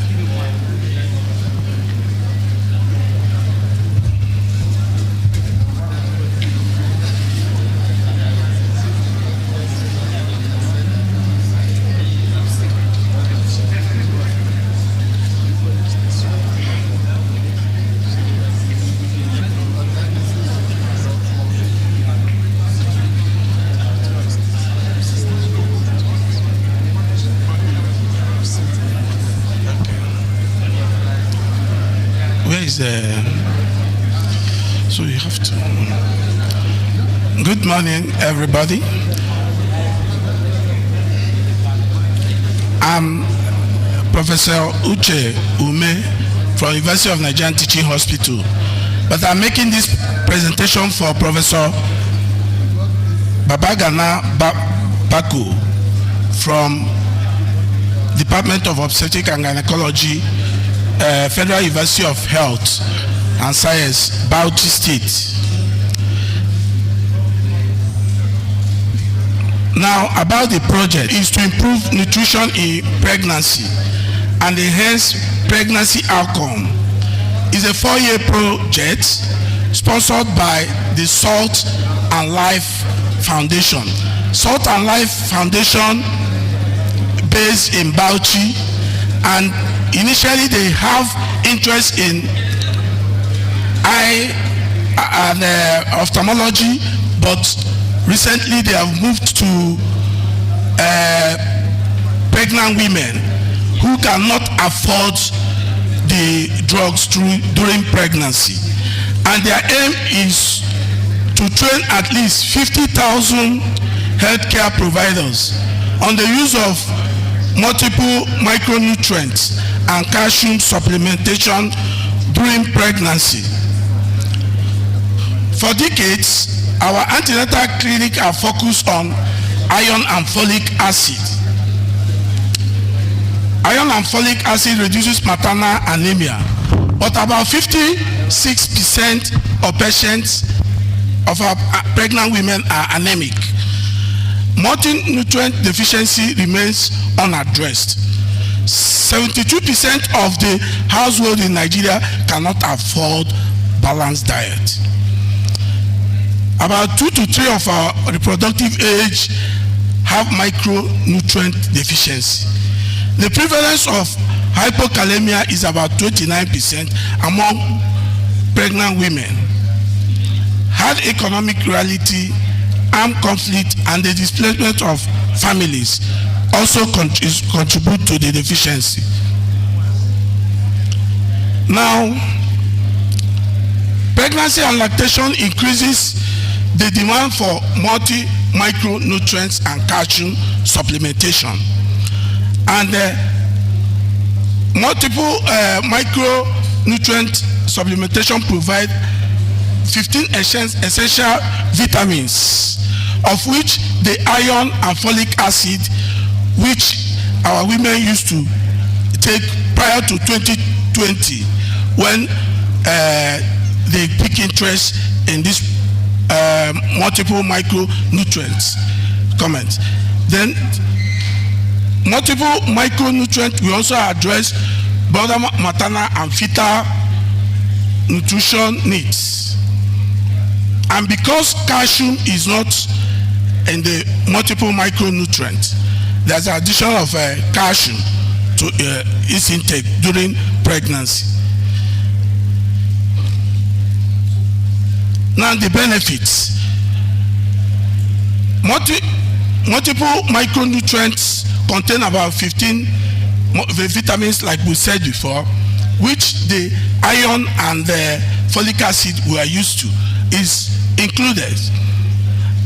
Then also the part of the benefit to our women is mainly essential, so that because of cost effectiveness, the poor women who have poor diets can be able to get it and get the required micronutrients. And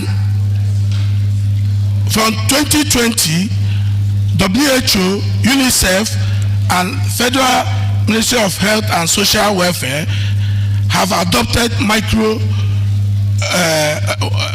nutrient supplementation in place of iron and folic acid. Now, this is the drug we are talking of. It contains 15 micronutrients and about 400 microgram of folic acid and 30 milligram of iron. So with this, we don't need to give iron and folic acid alone. And it has been subjected to a meta-analysis and systematic review, and it shows that about 29% of our it improves neonatal survival by about 29% and reduces low birth weight by about 12 to 14%, small for gestational age 2 to 9%, and reduces of stillbirth by 8%, and also preterm delivery by 6 to 8%. Now, the evidence for calcium supplementation in pregnancy, it has been shown by evidence that inadequate calcium intake during pregnancy is a significant risk factor for preeclampsia. Calcium supplementation, particularly when started early in pregnancy, has been shown to reduce the risk of preeclampsia by 50% of our women. And WHO recommends a daily supplement of 1.5 to 2.5 grams of elemental calcium for our women at risk of low intake. Then global recommendation. Multiple micronutrient supplementation have been endorsed by WHO in the year 2020, and they recommended calcium supplementation for prevention of preeclampsia. UNICEF promotes multiple micronutrients to combat maternal and child malnutrition. Also in 2021, Federal Ministry of Health and Social Welfare have also recommended it for our women. And it advocates a gradual replacement of iron and folic acid, and the implementation research in multiple micronutrients in selected local governments. In this local government, the state government is a 50-50 thing, where the Salt and Life Foundation will contribute 50%, while the state government will contribute the rest, or another 50%. In that way, it has been tried in Bauchi State, Borno, Imo, Kaduna, Kano, and Lagos states. And this we are aiming at getting to the poor women in the village who can't afford the iron and folic acid on their own, and it's free for them. Micronutrient supplementation should be prescribed as a daily tablet. Calcium should be given 600 milligram twice daily. But in the sense where you have 1,000 gram of calcium, it should be taken once daily. And by evidence, it has been shown that multiple micronutrient is effective, is safe, and is affordable and cost effective. Now call to action for clinicians. That is why this presentation. Because now the transition is from transiting from iron and folic acid to multiple micronutrients plus iron supplements in routine antenatal care for all women. Incorporating calcium is essential to ensure a well-rounded and comprehensive package. For maximum impact, should be started before 20 weeks, and calcium should be started before 16 weeks of gestational age. In conclusion, multiple micronutrient and calcium supplementation improve pregnancy outcome more effectively than iron and folic acid alone. The addition of calcium is both cost-effective and life-saving. This strategy will address maternal malnutrition, support fetal development, and improve pregnancy outcome. Aligned with a recommendation with the WHO, UNICEF, and Federal Ministry of Health and Social Welfare, we are asking our clinicians to key into this to help our women. Thank you.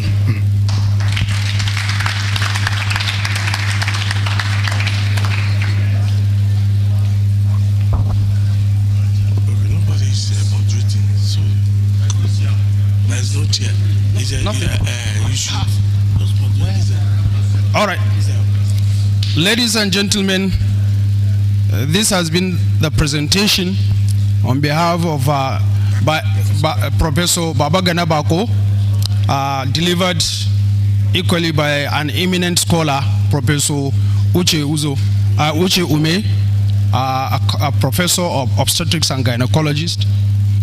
We may wish to entertain some few questions, if any. Okay, Professor Samaila. Yes, next one. Oh, but we'll begin with our father BOT member, sir. Thank you, sir. It's just the cost differential between what we are using before and what you are advocating. Thank you.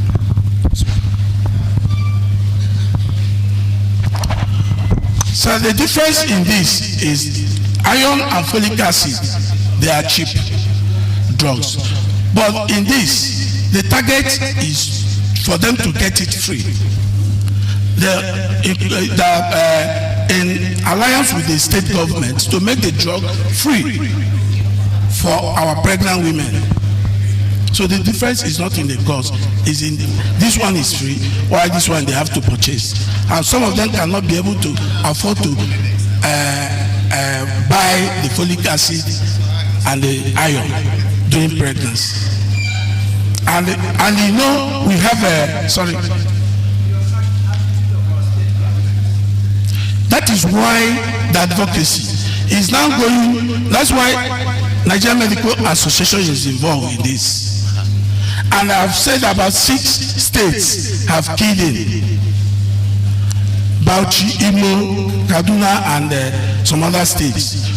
They tend to get to other states in order to save our pregnant women and help them to get these drugs during pregnancy. So they are no cost effective for multiple micronutrients by this alliance. Thank you very much, Prof, for the presentation. These 5 states that have keyed in, I've not seen any south states there. I've not seen any central states. So are they keying in based on conviction of those states in imbibing this new paradigm, or you sample this because you said 5 has keyed in? How did they key in? Yes. You gave us 5 here. I said it's a 4-year project. Okay. It's not so it's based on the state's conviction to go and join. Yes. Okay. Yes, so yes. My next question is, we are treating the symptoms again, not the disease. Okay. We keep on supplementing. In the next couple of years, there will be 50 supplements. Multi-nutrient subject will give our women. Why don't we work with the Minister of Agriculture, Minister of the address nutrition, and make our mothers feed well like our grandparents did before? That is supplementing everything, including selenium that is related with cardiomyopathy in peripartum state. Thank you. Okay. Thank you very much. But I think that's why Federal Ministry of Health is in. And agriculture. Agriculture, possibly with time, will be inculcated. All right, thank you very much for a very exciting presentation. Yes, my own is that we are doing a lot of verticalization of programs, a lot of vertical programs here and there, and there's no coordinated approach to reducing maternal mortality and morbidity in Nigeria. Because the essence of all this is how to reduce maternal mortality. Yeah. And I think the reason why we're not getting there is because there's a lot of verticalization. You come up with this idea and this idea, what are the main things? Our primary health care centers are not doing well. The community health extension workers are not going to villages to get information on who are pregnant and encourage them to register. And then when they come to register, there should be manpower to take care of them. All those things is what we have to collectively coordinate before these things will begin to making part. Otherwise, we keep verticalizing and collecting money from the CNSF, this and that, and the whole thing keep going worse and worse. So, to me, let's be more strategic. This will not solve our problem in a general way. Thank you. Okay, thank you very much. Past President.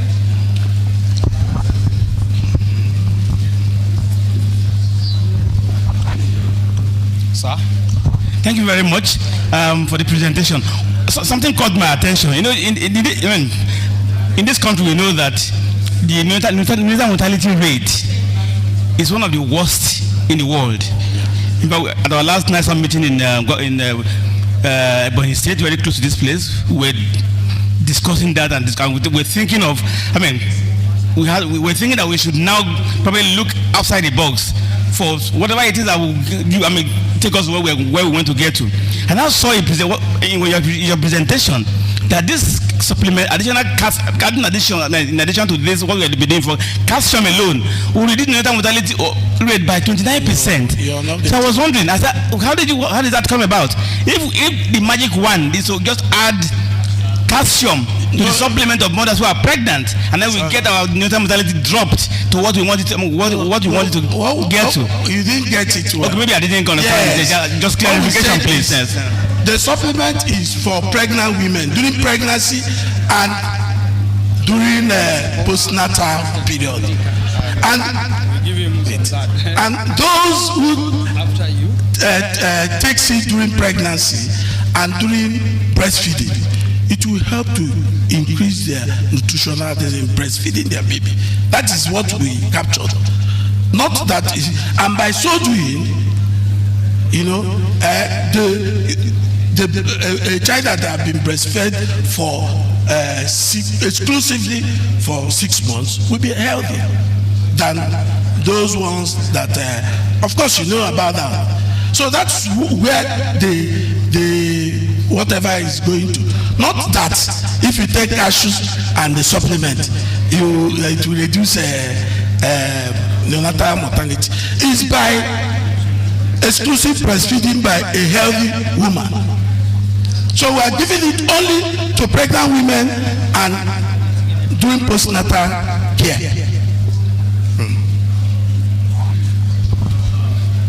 Yeah, thank you, Prof. Sume. Unfortunately, you're taking the bullets. I have two concerns. You know, anemia is a problem in pregnancy. There are interests in adding micronutrients, I agree. Number one is combining. We know that women like taking only one drug. It encourages compliance. But there are drugs you cannot combine. Let's go back to our chemistry, the redox reaction. You don't put calcium and iron in the same tablet. Of course, it reduces the bioavailability and rubbishes absorption. So that is number one. Number two is the standard recommendation for prophylaxis for iron in pregnancy is 60 to 100 milligram of elemental iron. Now this one has 30 milligram, which is an improvement over the 8 milligram and 18 I've been seeing. It worries me that we go about promoting a substandard formulation and going about encouraging our states to key into it. All this is money.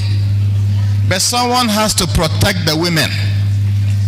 My quarrel, I'm a gynecologist. Professor Cyril is my name.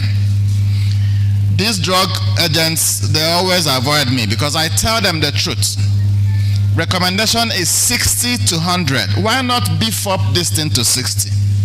So that the villagers you are claiming you are protecting, we get the right thing. But they won't do that. They will produce this, go to the politicians, get it adopted, and start marketing and making money. You are talking about making it free for everybody, but you are giving them substandard thing which has ethical implications. So that is my problem. Take it back to whoever sent the slides. Let them upgrade this in a bit. Remove calcium from that formulation. Improve the iron content, and at least that will help our women. Thank you so much. Okay, thank you very much, Prof. But just to add to what you've said, yes, your comments are well taken. But that is the reason why the supplement does not include calcium. Calcium is being given differently from the supplement. Then your observation is taken. I will take back to Professor Babako. Yeah. Okay. Yeah. Thank you, Professor Ume, for that presentation. My own is more of an advocacy. Yeah. Just like my brother over there talked about involving the Ministry of Agriculture into this. I also want to advocate that Ministry of Labor should also be involved. Why am I talking about that? If the men have jobs, well-paying jobs, they can provide enough money for these nutrients we are getting from chemicals. So, if they are well paid, sorry, do I still have the floor? Okay. So, if these men have the money, they should be able to bring good food for their women, and we will not need all these supplements. So while bringing in the Ministry of Agric, I should involve the Ministry of Labor, so that we provide jobs for these men and the women. Okay, thank you. Now, another thing, I just want to clarification from you. You said it should be started before 20 weeks. Do you mean from beginning of pregnancy, once the woman knows she's pregnant, till less than 20 weeks? I want you to just specify, because you know why we're worried. For folic acid, if you don't start on time, remember that we are worried about neurodevelopmental disorders. So let us have the specific timing of starting this treatment. Thank you. Okay, thank you very much for your comments. We said that it should be started before 20 weeks. That means once a woman is pregnant and have confirmed that she's pregnant, she should start the multiple micronutrients, because folic acid is inclusive in the drug. Then before 16 weeks, you can now add calcium supplementation, because calcium comes differently from the tablets. Oh, sorry, sir. Good morning, everyone. When it comes to prevention of congenital anomaly, the best time to start folic acid it will be before conception. 20 weeks is late. Whatever that is going to happen has happened. So folic acid should be when couples are planning to conceive. That is when to start folic acid, if it is not adequately supplied in the diet. Thank you very much. I'm a pediatric surgeon.